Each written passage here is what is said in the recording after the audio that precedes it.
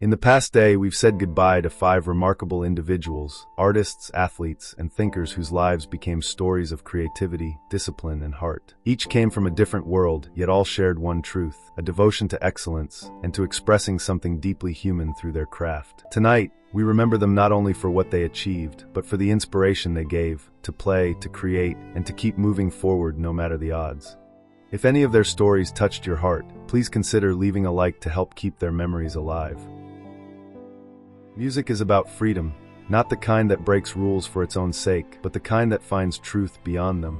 Sam Rivers was born on September 2, 1977, in Jacksonville, Florida, a place where heat and rhythm seemed to rise from the pavement itself. From a young age, Sam was drawn to sound, not just the melodies that filled his home, but the pulse beneath them, the heartbeat of the bass that grounded everything. While other kids dreamed of spotlights and fame, Sam dreamed of connection, of that invisible thread between musician and listener that made people feel alive. In the early 1990s, as the world of rock began to shift, Sam found his calling in the thunderous energy of alternative and metal music. Alongside his cousin, drummer John Otto, and future bandmates Fred Durst and Wes Borland, Sam became one of the founding members of Limp Bizkit, a band that would come to define a generation and divide another. His role as bassist and backing vocalist was the anchor amid the chaos, the groove that gave structure to the storm. When Limp Bizkit exploded onto the scene with their blend of metal, hip-hop, and raw emotion, Sam's sound was unmistakable. His bass lines weren't just rhythm, they were attitude. Deep, gritty, and deliberate, they gave songs like Break Stuff, Nookie,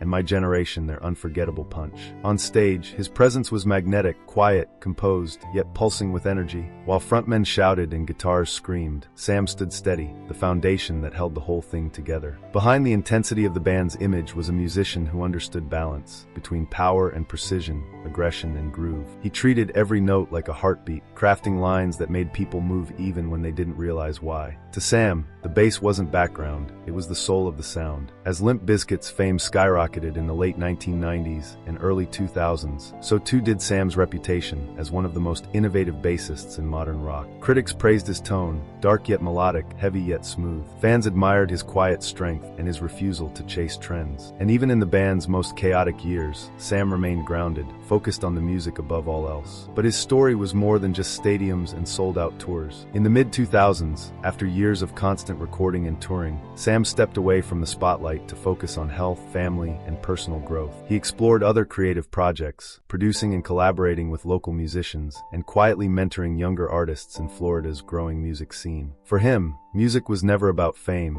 it was about expression, honesty, and the shared experience of sound. When Sam Rivers passed away in 2025, the rock world fell silent. Messages poured in from fans, musicians, and industry peers who had been shaped by his groove. His bandmates shared emotional tributes, remembering him not just as the bassist who made Limp Bizkit's sound unmistakable, but as a brother, loyal, kind, and deeply human. Across the world, fans gathered in small clubs and massive venues, playing his music loud, the low-end vibrations filling rooms and hearts alike. Videos of his performances resurfaced online, the comments section filled with gratitude from people who said his playing had inspired them to pick up a bass for the first time. Sam Rivers' legacy lives not only in records and riffs, but in the energy he created, the pulse that reminded people that music, at its best, is physical and spiritual at once. He was a bridge between aggression and melody, rebellion and soul. And even after the final note fades, Sam Rivers' groove still lingers, steady, deep, and alive, a reminder that sometimes the quietest ones carry the loudest truth.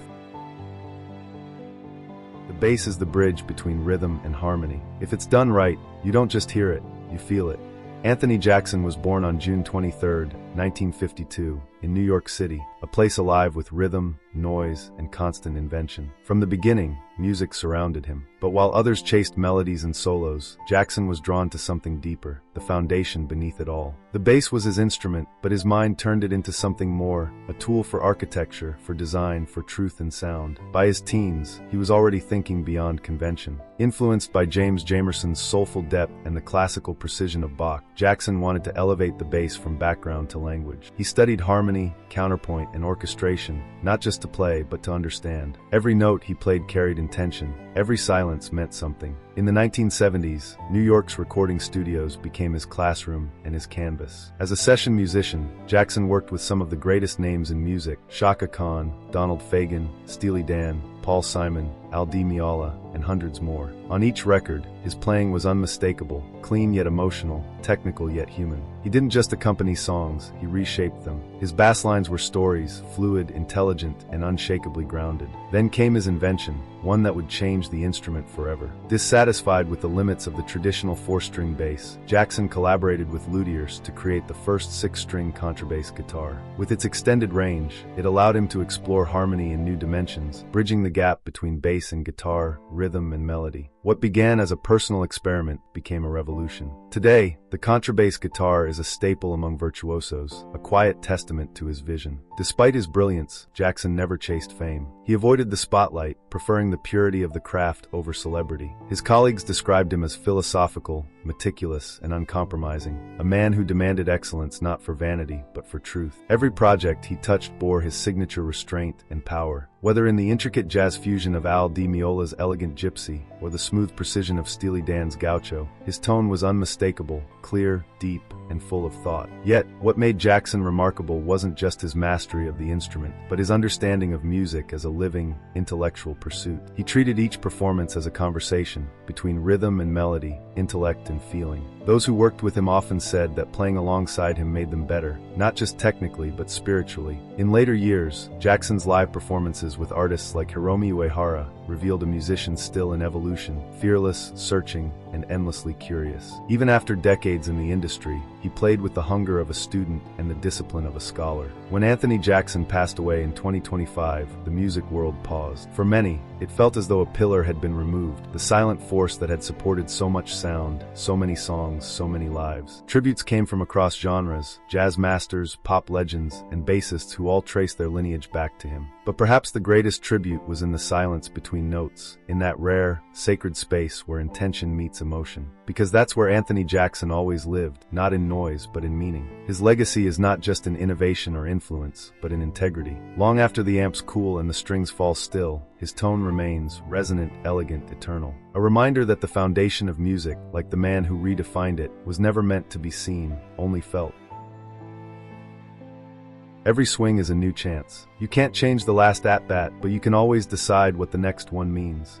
Jesús Alejandro Montero was born on November 28, 1989, in Guacara, Venezuela, a town where baseball wasn't just a sport but a way of life. From his earliest days, the rhythm of his world came from the crack of a bat on a dusty field, the cheers of neighbors, and the dream shared by countless Venezuelan children to play in the major leagues. Montero was different, tall, powerful, and gifted with an effortless swing that turned heads long before he reached adulthood. Baseball wasn't just his talent, it was his calling. By the time he was a teenager, scouts across the Americas were whispering his name. His bat speed, raw power, and natural instincts made him one of the most coveted prospects in Latin America. At just 16, he signed with the New York Yankees, joining an organization synonymous with excellence and pressure. To many, he was the next great hitter, the future of the Bronx. In the Yankees' farm system, Montero's legend only grew. His hitting was electric, smooth, confident, and explosive. Every at-bat seemed to promise something extraordinary. Analysts spoke of him as a generational talent, a player destined for stardom. When he made his major league debut in 2011, the moment felt like destiny fulfilled. Under the bright lights of Yankee Stadium, he hit with the poise of a veteran and the joy of a kid still chasing his dream on a Venezuelan diamond. But baseball, like life, is never a straight path. In 2012, Montero was traded to the Seattle Mariners, a move that marked both a new beginning and an unforeseen test. The expectations followed him west, but the transition wasn't easy.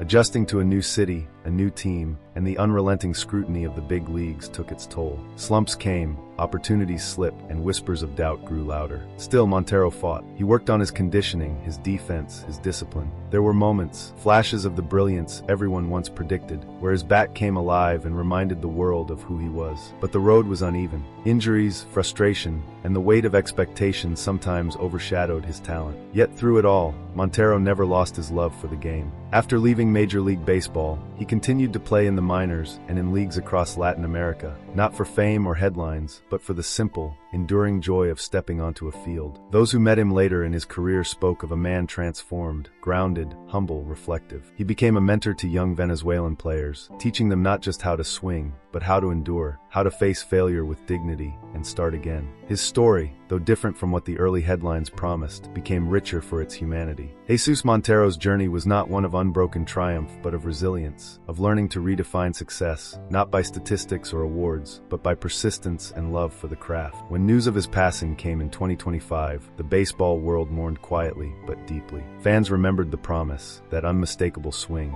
that spark of joy when the ball soared off his bat. Former teammates spoke of his kindness, his laughter, his willingness to help others find their place in the game that had given him everything and taken much in return. Jesús Montero's legacy is a testament to the beauty and heartbreak of sport, to how dreams can lift us, test us, and ultimately teach us who we are. He may not have become the superstar the world expected, but he became something far more enduring, a symbol of perseverance, humility, and grace under pressure.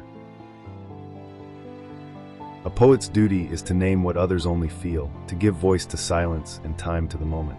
István Ágh was born on March 24, 1938, in Iszkaz, Hungary, a small village surrounded by fields, silence, and stories. It was there, among the rhythms of rural life and the echoes of post-war change, that the young Ágh first discovered the power of language. Words, for him, were not just tools of communication, they were vessels of history, emotion, and truth. Even as a boy, he listened closely, to the wind through the trees, to the voices of elders, to the quiet poetry hidden in everyday life. Ágh came of age in a Hungary still recovering from loss, caught between tradition and transformation. That duality, the pull of the past and the promise of the future, would come to define his art. His poetry, published from the 1960s onward, carried the lyrical grace of rural Hungary and the sharp awareness of a changing world. Each verse felt both timeless and immediate, rooted in the soil of his homeland, yet reaching for universal truths about love, memory, and human resilience. His debut collections established him as a distinctive voice in Hungarian literature, thoughtful,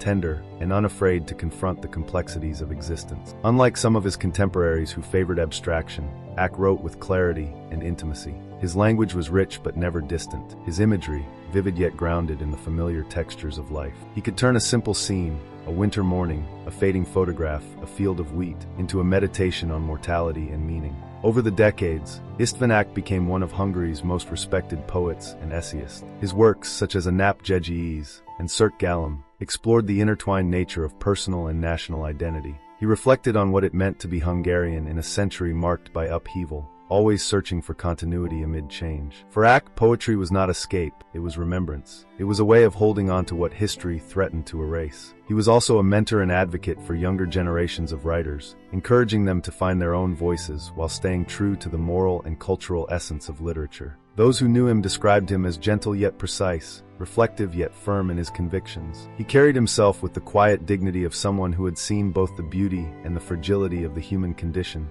and had learned to honor both. Ágh's writing earned numerous awards, including the prestigious Kossuth Prize, yet he remained humble, devoted to his craft rather than the acclaim it brought. He continued to write well into his later years, his poems becoming more introspective, more spiritual, a lifelong dialogue between the poet and time itself. When István Ágh passed away in 2025, Hungary lost not just a poet, but a keeper of its soul. Tributes poured in from writers, readers, and cultural figures who had grown up under the spell of his words. His verses were read aloud in classrooms, libraries, and public squares, a collective act of remembrance for a man who had spent his life preserving the nation's inner music. His legacy endures not only in books, but in the hearts of those who find themselves reflected in his lines, ordinary lives made luminous by extraordinary words. In the quiet corners of Hungarian literature, his voice still lingers, tender, timeless, and true.